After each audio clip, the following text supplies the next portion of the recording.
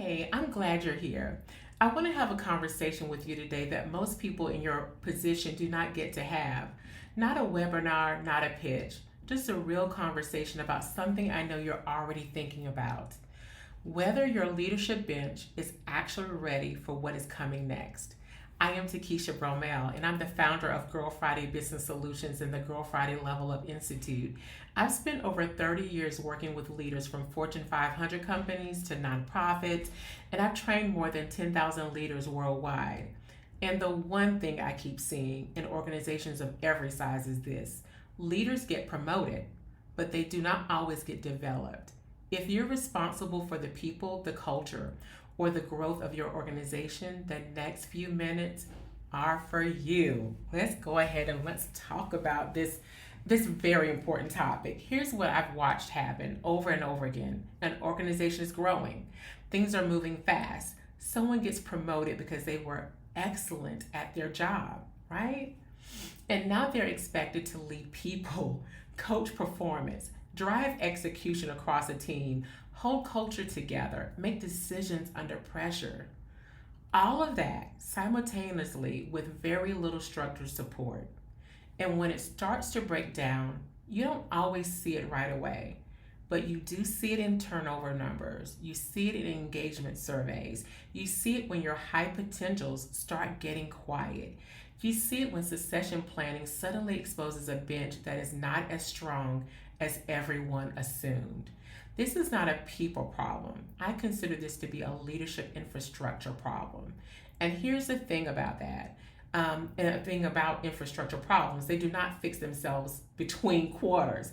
Q1 is almost over, and right now, most organizations are reviewing revenue, pipeline, execution gaps, but almost nobody's reviewing the leadership capacity that was supposed to drive all of it. That is what I want to talk to you about today. And so, that's a lot to take in, right? I want to introduce you to a concept that changed the way I think about leadership development. We have been calling leadership a skill. We send people to training, we give them a workshop, a book, a seminar, and then we wonder why the application fades by the following Monday. Here's what I believe: leadership is not a skill, it is capital. Think about it like financial capital. You do not build financial capital by attending one seminar on money. You build it intentionally over time by investing in the right assets consistently. Leadership works the same way.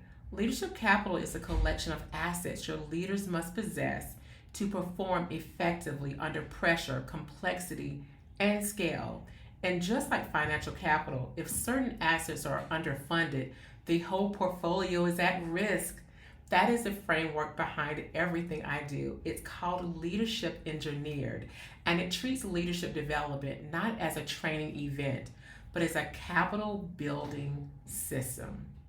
So let me walk you through the 10 leadership capital assets. These are organized into three categories. And I want you to listen, slow down, and think about your bench as I go through them, okay? So the first category is performance assets. These are the capitals that drive execution and results. Execution capital, the ability to consistently turn strategy into action, not just planning, but actual follow through. Then there's adaptive capital. Do your leaders thrive under change, or do they freeze when the environment shifts? Innovation capital, are your people solving problems with speed and creativity, or are they stuck in the same patterns? And client and customer capital, do your leaders create loyalty through how they show up? Here's the second category, which is people assets. These determine how leaders manage, develop, and retain their people. Connection and trust capital, do your leaders communicate clearly and build real trust? Human capital, are your employees engaged, motivated, and accountable, or are they just showing up? Team dynamics capital, do teams operate with clarity, chemistry, and flow, or is there friction underneath the surface? And then culture capital, are your values lived? Are they just written on a wall somewhere? That's important, right? That one, culture capital, that is the one that costs organizations the most when it's underfunded. And the last one, that you notice sometimes. And then the third category is intelligence assets. AI capital. Are your leaders using intelligence to lead better? Are they reacting to technology instead of guiding it? And finally, narrative capital. This one is underestimated. Do your leaders shape meaning, direction, and belief? Can they tell the story of where the organization is going in a way that actually moves people? 10 assets, 3 categories. Every single one of them is either being built or being bled in your organization right now. I just want you to take a moment and think through those things because it's important to really think about that as you move forward. Now I want to connect this directly to you and what you're actually responsible for, because I know that when you take something to leadership, and as it goes up through leadership, it has to be in the language of business risk, not training outcomes, not soft skills, but business risk. So let me direct. Let me direct this. When execution capital is underfunded, strategy does not convert to results. Q2 targets get missed, and nobody can clearly explain why. When human capital is underfunded, your best people disengage and then they leave, and you're left explaining turnover that was preventable. When culture capital is underfunded, values erode under pressure. Culture fractures quietly until it's visible in exit interviews. When succession planning is built on intuition instead of capital, you find your bench is not ready exactly the moment you need it most. This is not soft. This is your bottom line.